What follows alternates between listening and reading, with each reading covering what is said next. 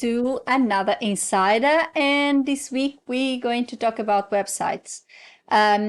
It's no secret that I, for one, believe that we all should have a website. If you have a business, you need a website because, as I usually say, if you don't have a website, you don't exist. Everything happens online these days, so you really need to have a website. You really need to have somewhere where your clients go and find about yourself. So today we are going to talk about a website, refreshing a website, and how to maintain a website. So come with me, let's talk about websites. So let's talk about websites and let's talk about refreshing websites, etc. If you know me and if you follow this channel, or if you are one of my students at Teachable, at my school Updated Words Learning, you certainly know that I strongly encourage every translator to create their own website and have their own website and run their business as if they were running a company, be an entrepreneur or solopreneur, like it's used these days, because it really sets you up as more professional. It really takes you away from that unfortunate and sad connotation that freelancers, they just there for an extra buck. They don't really work. They're not really skilled. All of these, by the way, I do think they all false premises, because people that work as freelancers, they're highly skilled. There's everything. There may be people that are highly skilled and not. But talking about our industry and translators, my experience is that we are skilled, we are highly skilled, we take our courses, we take our certifications, we are members of associations, and we do our work, and it's legit work, it's our full-time job. But unfortunately, this is what happened, and this is what has been happening over the years, is that people that work as freelancers, or if they put themselves as freelancers, people or agencies or clients are going to perceive them as less skilled, as a very easy job to do, that anyone can do. So therefore, they do not need to pay a premium for it, and they obviously devalue your job. So this is the reason why I always tell my students and my mentees to stay away from that perception, from that freelance idea. You are an entrepreneur, a solopreneur, whatever you want to call it. You run a business. You are a business person. And definitely a website is a major part of that. If you have a website, if you have your own domain, if you stay away from those, web-based emails like Gmail or Outlook, Yahoo, you name it. Yes, they may be very good for a personal account, and they're very useful. However, if you are talking about your own business, if you are talking about your job, you must stay away from that, because that will set you as, that freelancer will set you as a less qualified person. So stay away from that. And quite frankly, registering a domain is not the most expensive thing in the world. I recently registered my domain for only $21, something like that, Australian dollars. So it's not very expensive. And you shop around, you have a look at all the providers. I also have made a few videos about choosing your hosting service and your domain provider, because it can be a massive heartache and a huge amount of issues. I may revisit that video sometime this year, but you register your own domain, you have your own website. It's very important you have all your information there. But this video is not as much as creating your website. I'm already assuming you have one.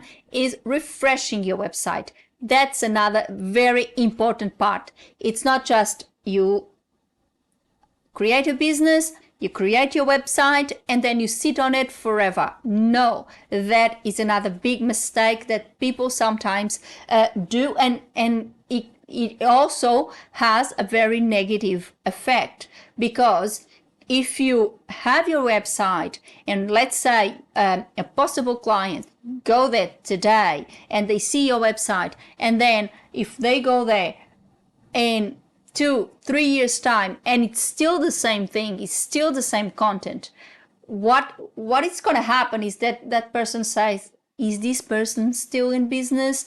Probably they're not in business. The website looks abandoned. So that is giving a wrong message to your clients. First of all, your website must be the most updated information about yourself. It must contain the most updated information about yourself.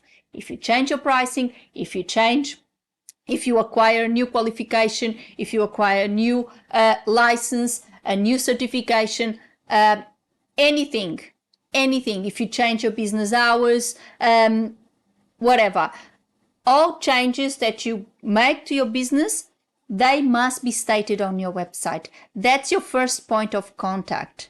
That's where all the information about your business must be. And I emphasize this, must be.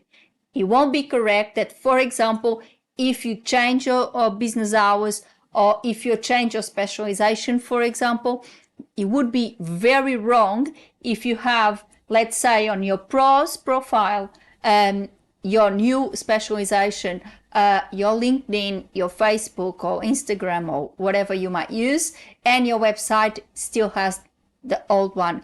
That signals a very, very, very wrong message to your clients. They will say, this person is not really interested in their business because there's conflicting information here. Which one is correct? Is it the one in the social media pages, or is the one on the website? And usually companies assume that the most updated information will come from the website, so therefore they will assume the old information. Another problem is if you change your prices and you don't change your pricing in your website. If you choose to have the pricing on your website, and I also agree that you should, that's another issue, because if you have the old pricing and then a client come to you and you prepare a quote with your new pricing, the client can say, oh, but I saw this price on your website. And then of course you have to honor whatever you have on your website, because that was the first point of contact for that client. That client contact you based on what they saw on your website, so then you have to honor it. So it's very important that every single change that you make to your business, it must be automatically updated on your website. Your website must always be up to date. Another thing is, again, if the content of your website doesn't change and if it's always the same, the client will think it's abandoned and think you might have left business. So it's important that you keep refreshing your website. And how do you refresh your website? You just create a new version of your website. You just refresh the content, create new content, see what the trend is. Although I don't encourage people just to go and copycat what everyone else is doing. Be original, be creative, create content that will capture the attention, that they will see your website and say, oh, this is a very good website, has really good content, very honest, be transparent, show yourself to your clients. This is how I do my business, this is my pricing, this is my services, this is my values, and that will be a very important aspect of every website. This must be done no more than every 3 years. You shouldn't let your website stand for more than 3 years. You should refresh it. You should create a new website. You should make it look good, be creative, think about what's the trends, think about your specialization, what's good in, what clients like to do or like to see, a color scheme that fits in that specialization, that subject, and be very consistent with things. Again, in regards to a blog, if you are good with creative, for example, if you are a copywriter, it might be interesting to have a blog. But bear in mind, if you have a blog in your website, you must create articles, you must create content regularly. And if that is getting in the way of doing your business, if you're getting overwhelmed with the content creation, then you might as well take it away from your website and let all the content creation happen on your social media pages, and that would be okay. I actually have a blog on my website currently, but I'm thinking on the next version of my website, which I'm now working on, I will take it away because it's becoming a little overwhelming to do all this content every week, for example. So it's a very important thing that you need to work on and have content that it's fresh, that reflects your business, that reflects your values, reflects who you are. And it doesn't need to be fancy. It doesn't need to be overly complicated. As long as it's a nice, clean, clear website, please put the message contained in that website must be clear and clean.